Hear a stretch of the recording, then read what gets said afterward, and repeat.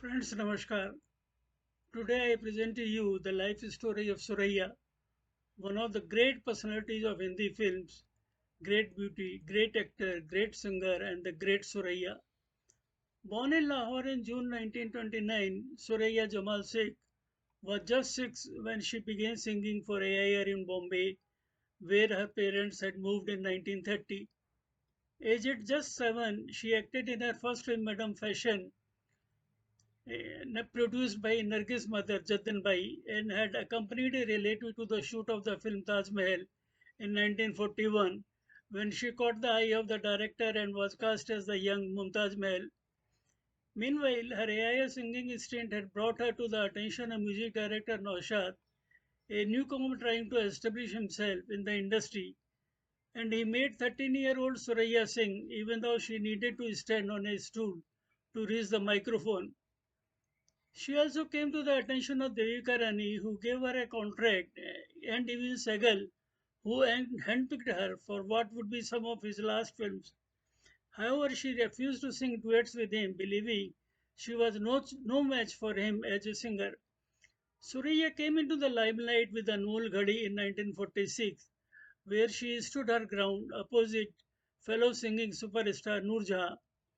With Noor Jahan leaving in India in 1947, Suraiya not only became a top female star but also the highest paid in the late 40s and the early 50s. Her looks of the girl next door, with a slight air of innocence, only added to her charm. This was complemented by her voice with an undertone of hesitation and tentativeness, but sounding as melodious as tinkling bells. This was the reason why fruit vendors claimed that their wares came from Suraiya ka khet, implying they were sweet. Yet at the peak of her career, where she had a close but eventually star-crossed relationship with co-star Devanand and had a visiting Gregory Peck look her up at her home and spend hours chatting after her, Suraiya gradually began reducing films and withdrawing from the limelight. While part of this had to do with her having to abandon Devanand due to family pressure, where religion was cited as the reason, but the fact that she was the family's sole earning member also played a role. The advent of playback singing, the changing rhymes of life, and her own will health too proved their roles. However, she shone in Mirza Galib in 1954 as she brought Galib's ghazals to life for the modern generation and was complimented for it by no less than Prime Minister Jawaharlal Nehru, who at the film's premiere in New Delhi told her, लड़की तुमने गालिब की रूह को जिंदा कर दिया. Nearly 4.5 decades later, it was Prime Minister Atal Bihari Vajpayee who honored her for the same role at a special function in New Delhi in 1998 to mark the bicentenary of Galib's birth.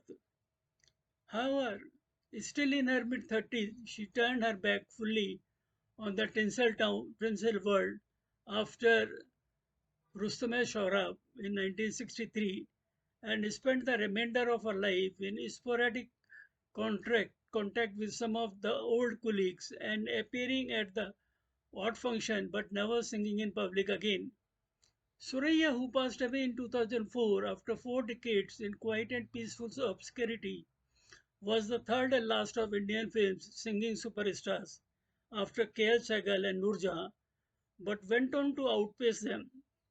In her heyday, she needed a police team deployed outside her home, given the crowds thronging the area for a chance glimpse, made fans bunk work or classes to catch the first show of her new films, and had to stop attending her film premieres to avoid frenzied fames.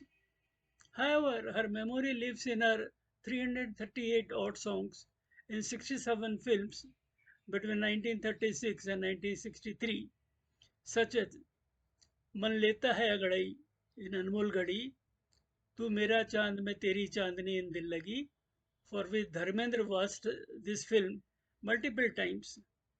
Manmura Hua Matwala in Afsar, the gently philosophical ये मौसम और ये तन्हाई इन दास्तान, and then आहो चाहिए उमर असर होना तक, and duet Dilo Nadan with Talat Mahmood and Mirza Galib.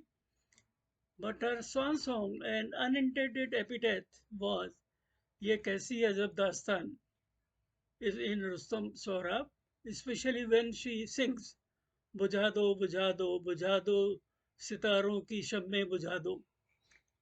Her movies are available on YouTube for you to watch. Thanks for watching.